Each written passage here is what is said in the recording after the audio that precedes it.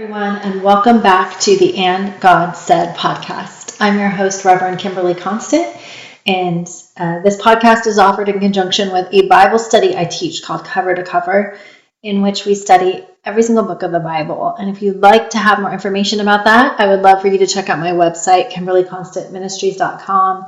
You can find all sorts of information as well as a sign up to be part of our weekly newsletter, which then has the reading plans, discussion questions, just all kinds of good resource material for you as you study the Bible. Of course, you're also welcome just to be here and listen in on the podcast. I'm so glad you're here, however you find yourself, and excited to dive into this lecture, this episode today, because it's some interesting history that helps kind of pave the way for our understanding of the people of New Testament times. And so this episode is called Dust in the Wind, and we're looking at the time between the Testaments.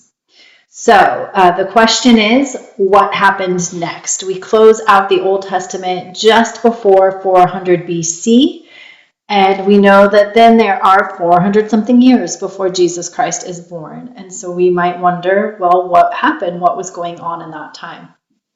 Now, sometimes this period is referred to as the 400 silent years, especially by Protestant Christians, because we have no recorded writings from this time period.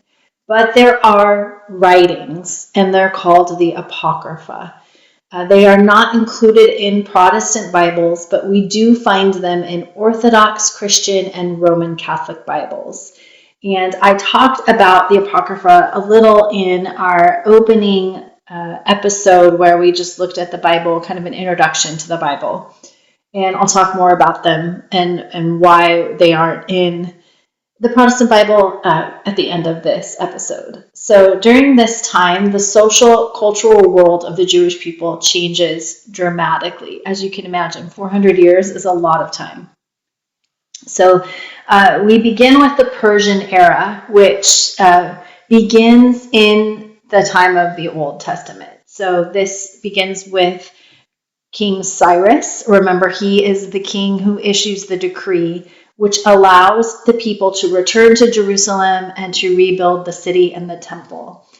And Persia ruled until 336 BC. So there's about a 200-year time period in which Persia is ruling over most of what we now know as the Middle East. During this time, the Jewish people were allowed to practice their faith with relative freedom. Some of the kings are a little less inclined to support their faith than others, but for the most part, they are allowed some freedom there. The ones who live in Jerusalem are allowed, again, for the most part, to worship at the temple. And then the Jews who live in what's called the diaspora, they worship at synagogues. So synagogues come into play during this time, and they become an acceptable alternative to temple worship. Because obviously, if you're living in the region of Persia or about, what was Babylon, and you didn't go back to Jerusalem, it's 3-4 month journey, so you're not going to be able to go back for every feast and festival. So the synagogue becomes an acceptable alternative. So if you're able to access the video of this episode or look at the PDF of the PowerPoint, I have a map of the Persian Empire, which you can see encompasses, I can't talk, a lot, the Middle East as we know it today, much of Asia, and even into parts of Europe. So what follows Persia? The Greeks. So remember back to our episode on Daniel, or 2 episodes we had on Daniel. This was prophesied by Daniel, that the Persians would be followed by the Greeks. And Alexander the Great is the first ruler to come. He defeats the king of Persia at the time, who was Darius III, in 3 decisive battles. And many historians call him the greatest conqueror of all time. He conquers Persia, Babylon, Palestine, Syria, Egypt, and Western India. And he ruled for 13 years before his untimely death at the age of 33. His desire was to unite his empire via language, custom, and civilization. So he was not content with kind of having a bunch of loosely coalesced people groups. He wanted everyone to adopt Greek culture, customs, and language. And this process comes to be known as Hellenization. And it is why the New Testament is written in Greek rather than in biblical Hebrew. So during his reign, the Jews were still permitted to observe their religious laws, but of course they faced great temptation. The Greeks were seen as very cultured, as intellectual, and they worshipped many different gods and goddesses. And so the temptation to join in became great. Although there were devout Jews who staunchly resisted not only worshiping the Greek gods, but the process of Hellenization in and of itself. And so this is going to eventually lead to a fracture amongst Jewish leadership, because some Jewish leadership is going to resist the Hellenization process, and some of the leaders are going to say, well, we got to invite it in a little bit in order to keep them happy so that we can still have religious freedom. So Alexander the Great's empire is even larger than the empire of Persia, and he gets even farther really into Europe, into the region of India. He kind of expands it in 3 different directions, which is something that was prophesied by Daniel. When he died in 323 BC, the Greek Empire became divided under 4 generals. This is exactly what Daniel prophesied. One of those generals was named Ptolemy, and he was given the region of Egypt, which included nearby Israel. And then we had Silenus. He's given the region of Mesopotamia and Persia, and then Cassander and Lysimachus. Ptolemy I was over the region of Jerusalem, and he dealt severely with the Jews at first, and then became a little bit less mean, I guess, towards the end of his reign. But he really wanted everyone to worship Alexander the Great, as a god, not just, follow Hellenization, but worship Alexander. And so this is his conflict with the Jews. Ptolemy's, one of his descendants, Ptolemy Philadelphus, authorized production of the Greek translation of the Hebrew Bible called the Septuagint. Then we have Silenus. His family ruled again over Mesopotamia and Persia, and eventually they would come to rule over the Jewish people. So the Ptolemies and the Seleucids would have this war, this continual battle over each other's regions, and in the middle of their regions lies Jerusalem. So at some points, the Silenus' family does rule over the Jewish people, and they are harsh rulers. But they do allow local rule under a high priest, but it's a high priest of their choosing. So more on that in a second. Again, if you can access either the video or the PDF, you can see how it's divided, or you could Google this and see the division of the Greek Empire among these 4 generals. So really the 2 families that are going to be important for us, the Ptolemies and the Seleucids. Lysimachus is kind of in that region, like Turkey area. And then Cassander's got southern Europe, so they don't come into play quite as much.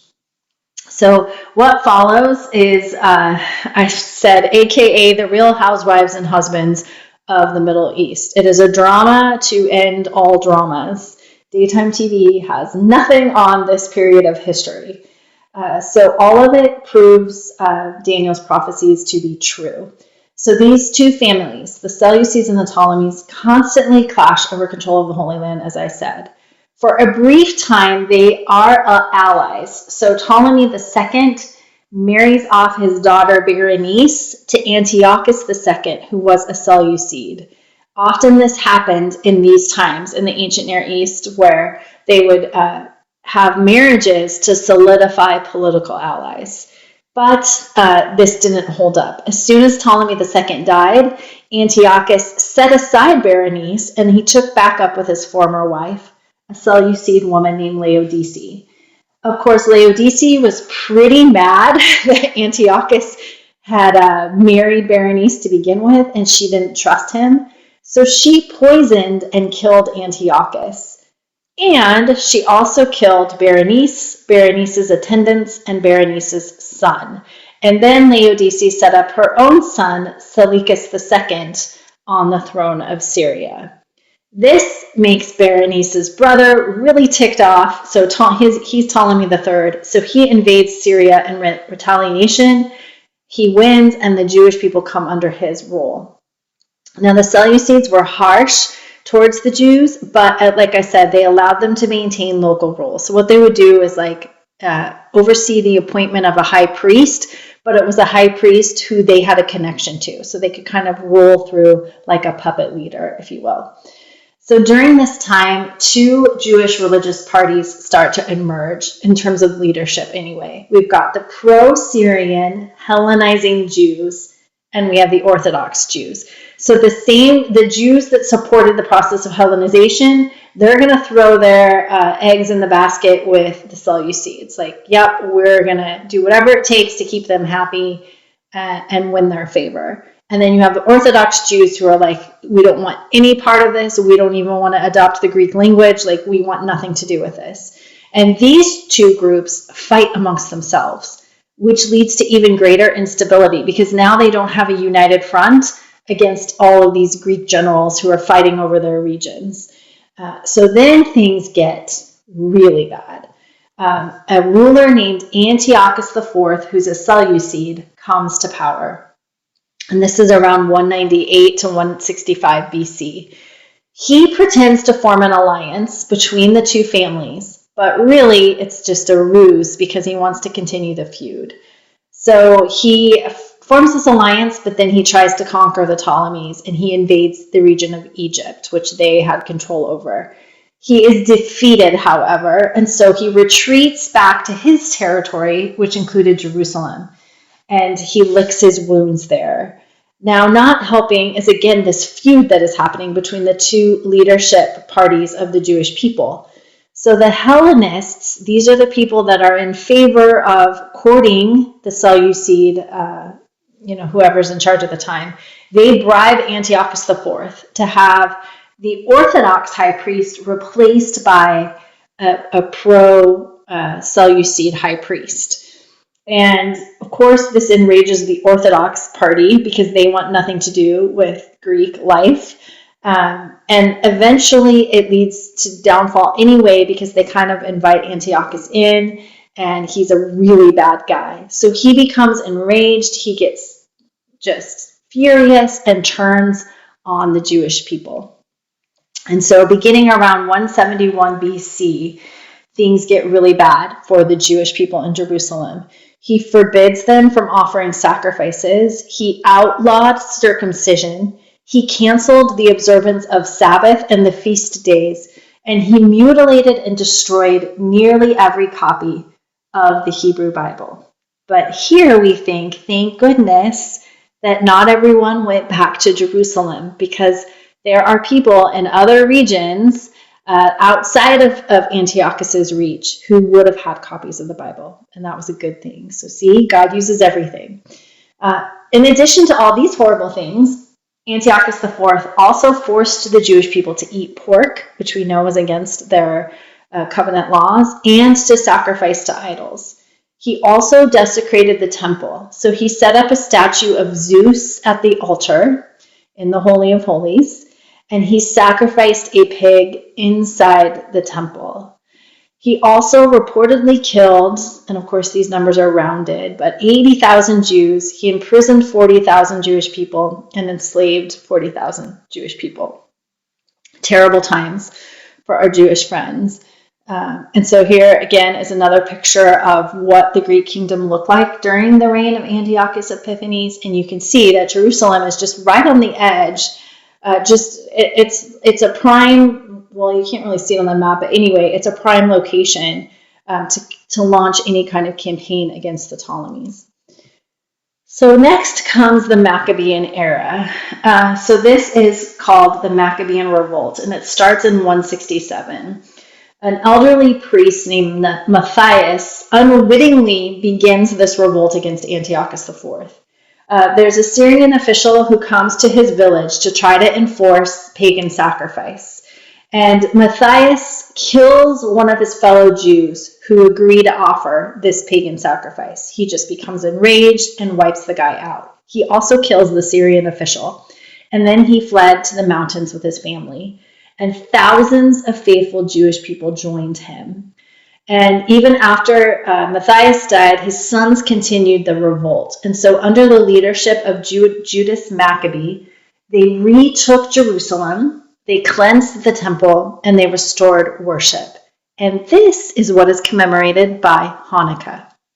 So the story of Hanukkah is that this small jug of oil lasts 8 days. So if we remember back to our historical books and to Leviticus and Numbers and Exodus, they were supposed to keep the lamps burning inside the temple continuously. And that was the job of the priests, to keep the lamps filled with oil so that the fire would not go out. Well, obviously it went out during Antiochus IV's tenure over Jerusalem. And when they retook it, they wanted to relight the fire. But they realized they didn't have enough oil. They only had enough oil to last a night, if even that. And then the fire was going to go out again. But miraculously, that little bit of oil that they had ended up lasting 8 days until people could bring more oil to the temple. So that's what Hanukkah celebrates. But Judas Maccabee also took things a little too far in the other direction. So whereas Antiochus IV obviously did terrible things to the temple and to the people, Judas Maccabee went too far in that he forced the Jewish people who hadn't been circumcised during the reign of Antiochus IV to be circumcised. He also made an agreement with Rome, who was, threatening the power of the Greeks at the time. And that's going to cause some problems in the future. But he did canonize the Hebrew Bible. So under his rule is when the Hebrew Bible took its final form and shape. And of course, we know it to be our Old Testament. So the Jewish people had about 70 years of relative independence under the Hasmonean dynasty. And then I have another picture of what Palestine looked like under the reign of the Maccabees. And you can see Judea and Jerusalem in the center of their territory. So let's review Daniel before we keep moving, because this time period is just exactly what Daniel said would happen. So remember, he had this vision of a ram and a goat, and that this ram with 2 horns would charge west and north and south. This was the Persian Empire, which succeeded the Babylonians. The ram was the national symbol of Persia, and its empire pushed the territory north, south, and west, but they did not make any major advancements to the east. Then the next empire, Daniel said, would be a male goat from the west with a great horn that would be broken and replaced by 4 horns, out of which a little horn would emerge, which was influential. This ended up being the Greek Empire. So Alexander the Great was the great horn. The 4 generals that replaced him were the 4 horns, and the little horn that grew great was Antiochus IV. And in Daniel's vision, this little horn set himself up to be a great commander. He took away the daily sacrifice from the Lord and overthrew the Lord's sanctuary. And Daniel hears a voice saying, how long, he says, how long will it take for this vision to be fulfilled? And the voice says, 2,300 days. And then the sanctuary will be rededicated. So Antiochus IV's persecution reached its height in 171 BC, and 2,300 days later, the temple was rededicated by the Maccabees in 165 BC. So perfectly came to pass, numbers and all. So back to our history, we're with the Hasmonean dynasty. They are what follows the Maccabean revolts. And as they are experiencing some relative independence, they are also experiencing continued division amongst themselves. So the Orthodox Jewish people believe that the high priest should be a descendant of Aaron, in line with the Word of God and God's law. But the Hasmonean supporters believe the high priest should be someone that has political strength. So this is more in line with the Hellenist group, who were like, we need to court the rulers over us so that they will give us favor. So a man named John Hyrcanus, who was a Hasmonean, became governor and high priest in 134 BC. He was powerful and he was popular, and he started to refer to himself as king. And this angered the Orthodox Jews because they said only someone from King David's line can actually be called king. So more separation ensued. The Orthodox Jews are going to come to be called the Pharisees. Now, if you know the New Testament, that name might be familiar to you. The Pharisees, that name means separatists. They are the ones that don't want to be in bed politically with anybody. They just want to stay as true to their faith as given them by Moses as they can. The Hasmonean supporters will come to be known as the Sadducees, and that name means righteous. And they are going to be much more focused on making political alliances that allow for the continuation of the Jewish people. So following the Greek era, we have the Roman era, which begins in 63 BC and is going to take us into the time of the New Testament. In 63 BC, a Roman general named Pompey conquered Syria and entered into the region of Judea or Israel, what we understand as Jerusalem. At the time, a man named Aristobulus II claimed to be king of Israel, and he locked Pompey out of the holy city, which of course enraged Pompey and led him to take Jerusalem by force. After Pompey took it, then Julius Caesar came along and defeated Pompey. He became the ruler of Rome, and he appointed a man named Antipater the Idumean to be what was called procurator of Judea in 47 BC. So this is just the Roman appointed leadership of the region of Judea. Antipater had a son named Herod, another name that might be familiar to you from the New Testament, Herod the Great, and he became ruler of the Jewish people around 40 BC. He is not a good guy. If you know the story of Jesus, you know this already. He killed every descendant of the Hasmonean family. Remember, the Hasmoneans were the ones that politically wanted to be aligned with the rulers of the time. And this included Herod's own wife. He was married to a Hasmonean woman, the granddaughter of John Hyrcanus. He killed her and he killed his own sons. He killed everyone that descended from the Hasmoneans. He also restored the temple.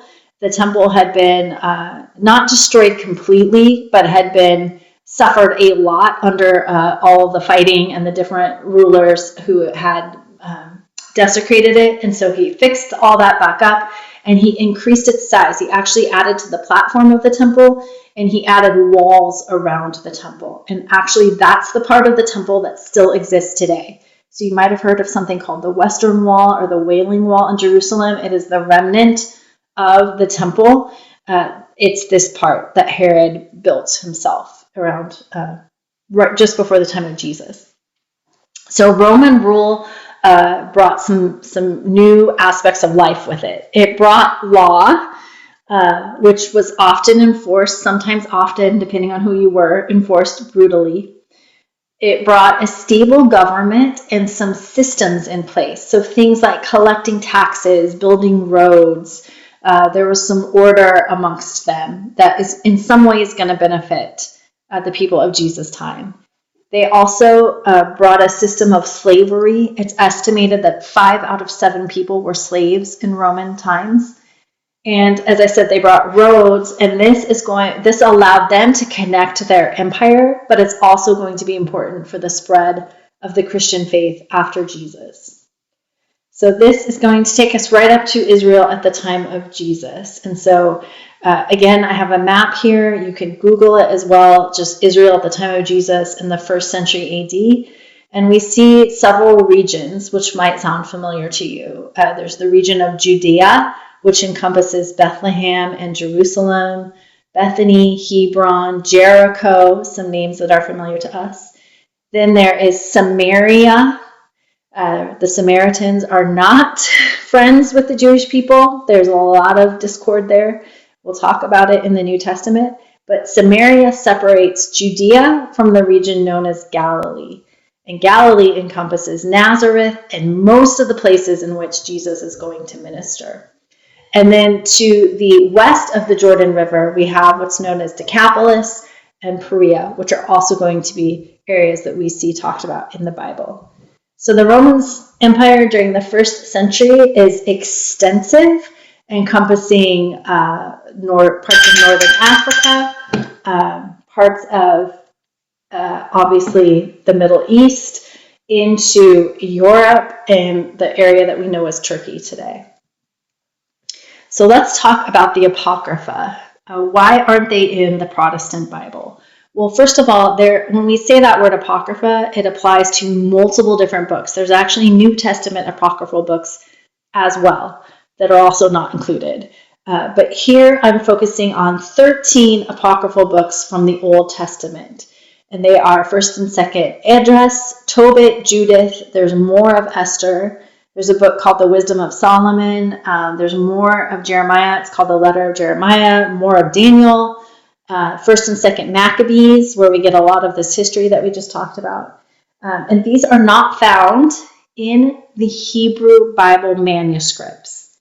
They are found in the Septuagint. Now remember, the Septuagint is the Greek translation of the Hebrew Bible that was authorized during Greek rule. And in that book, these are found as an addendum. And this makes sense because these books, for the most part, are dealing with that time after the Greeks came to power. And so they kind of, as they were translating, they added these books in. Oh, here's more to the story. Then the first Latin Bible, the Vulgate, authorized by Roman rule, was translated from the Septuagint. And they folded in the Apocrypha as part of the main body of Scripture. So no longer addendum, they put them in where they thought it made the most sense. Then for many, many years, like a long time, 1,000 years or something like that, that's what the Bible was. It had these apocryphal books folded in. And then the Reformation happened. And the Reformers came along and said, we want to go back to the most original Hebrew manuscript we can find. We want as close to the time period or to the original source if we can get there. And so they rejected the Apocrypha because it wasn't part of the Hebrew translations. But that doesn't mean that the Apocrypha are bad. The reason it wasn't part of the Hebrew translations is because it's dealing with some parts of history that come later. And by the time they were writing it, they were under Greek rule and they were supposed to write in Greek. And so it becomes part of that Greek translation of the Bible. Anyway, the Reformers reject it and they say they only want to use Hebrew manuscripts in translating the Old Testament. But Eastern Orthodox and Roman Catholics continue to have the Apocrypha folded into their Old Testament books. And again, there's nothing, some of the New Testament Apocrypha are not good. But those books, the ones that you would find, like let's say you got a copy of the Roman Catholic Bible, there's nothing wrong with them. They do not contradict anything that we've learned from the Old Testament. They're just more. It's really a lot more wisdom literature. It just reads like the wisdom literature. And then 1st and 2nd Maccabees, as I said, helps us kind of piece together what was happening in between the end of the Protestant Old Testament and the beginning of our New Testament. So that should catch you up on history, what's going on.